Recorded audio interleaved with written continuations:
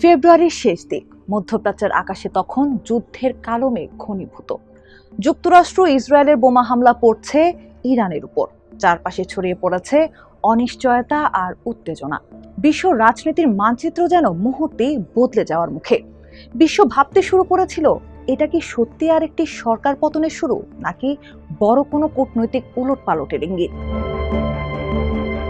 সময় গড়িয়েছে। 4 মাস পর সে উত্তেজনার চিত্রনাট্য এখন অনেকটাই ভিন্ন। যুদ্ধ থেমেছে, শুরু হয়েছে আলোচনা।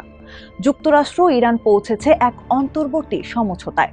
আর সেই ভাঙাগড়া বাস্তবতার ভেতরেই ধীরে ধীরে নতুন করে সামনে এসেছে এক নীরব খেলোয়াড়, চীন, যার কূটনৈতিক উপস্থিতি এখন আগের যে কোনো সময়ের চেয়ে বেশি চোখে পড়ছে। এখন প্রশ্ন আরো বড়, এই পরিবর্তিত সমীকরণে আসলে কার অবস্থান কতটা শক্ত, আর পর্দার আড়ালে কেই বা লিখছে নতুন মধ্যপ্রাচ্যের গল্প? ইরান যুক্তরাষ্ট্র চুক্তির ঘোষণাকে স্বাগত জানিয়েছে চীনের পররাষ্ট্র মন্ত্রণালয়। মন্ত্রণালয়ের মুখপাত্র লিন জিয়ান বলেন, মধ্যপ্রাচ্যের শান্তি ও স্থিতিশীলতা ফিরিয়ে আনতে বেইজিং সক্রিয় ভূমিকা রাখতে প্রস্তুত। চুক্তি বাস্তবায়নে চীনের সরাসরি কোনো ভূমিকা ছিল কিনা এই প্রশ্নের জবাবে তিনি স্পষ্ট কিছু বলেননি। তবে যুদ্ধ বন্ধে চীনের নিরলস প্রচেষ্টার কথা তুলে ধরেন তিনি। বিশেষ করে এপ্রিলে প্রেসিডেন্ট শি জিনপিং যে 4 দফা শান্তি প্রস্তাব দিয়েছিলেন, সেটির কথাও উল্লেখ করেন লিন জিয়ান।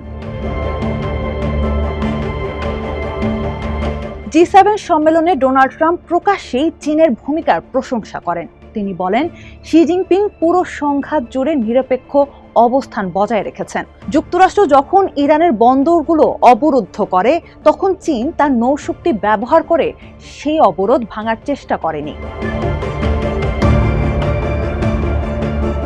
যুদ্ধ চলাকালে খুব সতর্কভাবে কূটনৈতিক ভারসাম্য বজায় রেখেছে চীন। একদিকে তারা যুক্তরাষ্ট্র ও ইসরায়েলের হামলার নিন্দা করেছে, অন্যদিকে সংঘাতের দুই পক্ষের সঙ্গেই খোলা রেখেছে যোগাযোগ।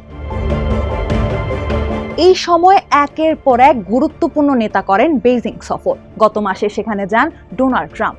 তার কয়েকদিন আগে সফর করেন ইরানের পররাষ্ট্রমন্ত্রী আব্বাস আরাকচি। চুক্তির মধ্যস্থতাকারী পাকিস্তানের নেতারাও করেছেন চীন সফর। যদিও শান্তি চুক্তির আনুষ্ঠানিক গ্যারান্টর হিসেবে চীনকে যুক্ত করতে চেয়েছিল তেহরান, তবে সেই ধরনের দায়িত্ব নিতে আগ্রহ দেখায়নি বেইজিং। চুক্তি স্বাক্ষরের পর 17 জুন চীনের পররাষ্ট্রমন্ত্রী ওয়াং ই ফোনে আরাকচির সঙ্গে কথা বলেন। এ সময় হরমুজ প্রণালীতে নিরাপদ নৌ চলাচল নিশ্চিতের আহ্বান জানান তিনি। ওয়াং ই বলেন, শান্তির সূর্যে দেখা মিলেছে।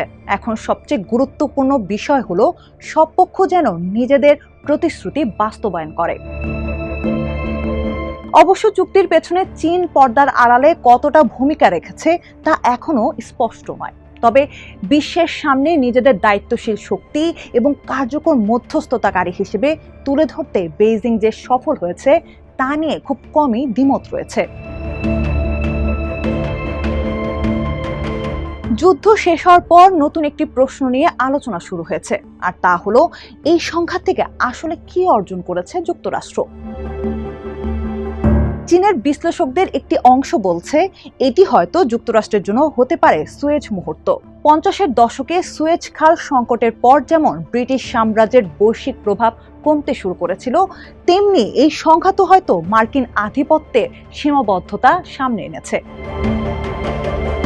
ফুদান বিশ্ববিদ্যালয়ের মধ্যপ্রাচ্য বিষয়ক গবেষণা কেন্দ্রের পরিচালক সান দেগাং বলেন, শীতল যুদ্ধের পর যুক্তরাষ্ট্র নিজেকে বিশ্বের একমাত্র পরাশক্তি হিসেবে দেখেছে, কিন্তু এবার তাদের সামরিক শক্তি প্রত্যাশিত মাত্রায় কার্যকর প্রমাণিত হয়নি, কারণ গুরুত্বপূর্ণ মিত্রদের অনেকেই যুদ্ধে সরাসরি সমর্থন দেয়নি, যা মার্কিন নেতৃত্বাধীন বৈশ্বিক জোটের ভেতরে বিভাজনকেও এনেছে সামনে। চীনের কিছু বিশ্লেষক মনে করেন, এই যুদ্ধ যুক্তরাষ্ট্রের প্রতিরোধ ক্ষমতা সম্পর্কেও নতুন প্রশ্ন তৈরি করেছে। রাজনৈতিক বিশ্লেষক হু শিজিং বলেন, ইরানের মতো তুলনামূলক বিচ্ছিন্ন একটি দেশের বিরুদ্ধেও পশ্চিমা জোটকে পুরোপুরি একত্রিত করতে পারেনি ওয়াশিংটন। একই সঙ্গে যুদ্ধ যুক্তরাষ্ট্র অস্ত্র ভান্ডার ও সামরিক সক্ষমতার কিছু সীমাবদ্ধতাও প্রকাশ করেছে। এসব বিষয় তাইওয়ান ইস্যুতেও গুরুত্বপূর্ণ বার্তা বহন করে। চীনের বিশ্লেষকরা মনে করেন না যে যুক্তরাষ্ট্র দুর্বল হলেই স্বয়ংক্রিয়ভাবে বিশ্বের শীর্ষ শক্তিতে পরিণত হবে চীন। বেইজিং বরাবরই বহুমেরু বিশ্ব ব্যবস্থার পক্ষে অবস্থান নিয়েছে এবং যুক্তরাষ্ট্রের মতো একক আধিপত্যশীল পরাশক্তি হওয়ার আকাঙ্ক্ষা তাদের নেই বলে দাবি করে। বেইজিংয়ের সিংহুয়া বিশ্ববিদ্যালয়ের গবেষক সাং চেং হাও বলেন, মধ্যপ্রাচ্যে এখনও সবচেয়ে শক্তিশালী বহিরাগত শক্তি যুক্তরাষ্ট্রই। তবে পার্থক্য হলো সেই প্রভাব বজায় রাখতে এখন তাদের অনেক বেশি রাজনৈতিক, সামরিক, অর্থনৈতিক মূল্য দিতে হচ্ছে। তার মতে সার্বভৌমত্ব, রাজনৈতিক সমাধান আর উন্নয়ন ভিত্তিক নিরাপত্তাকে কেন্দ্র করে চীনের যে দৃষ্টিভঙ্গি তা এখন অনেক দেশের কাছে আগের চেয়ে বেশি আকর্ষণীয় হয়ে উঠতে পারে। তবে বাস্তবতা হলো কেবল যুক্তরাষ্ট্রের সমালোচনা করলেই বিশ্বে বিশ্বাসযোগ্য শক্তি হিসেবে প্রতিষ্ঠিত হতে পারবে না চীন।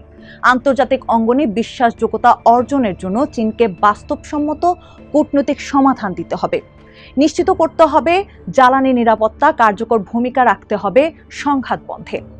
মধ্যপ্রাচ্যের সাম্প্রতিক সংকট চীনের জন্য সে পরীক্ষারই নতুন মঞ্চ হয়ে উঠেছে।